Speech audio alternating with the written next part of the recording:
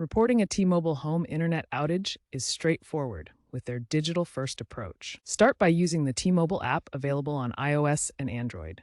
In the app, navigate to Home Internet, select Report Outage, and provide your location and any error messages. Alternatively, use live chat on the website or app by initiating a session and describing the issue. This proactive reporting helps T-Mobile fix outages faster, as seen in outage maps showing affected areas. Reporting ensures priority fixes and quicker resolution. If your T-Mobile home internet outage lasts 12 hours or more, you're likely eligible for a bill credit.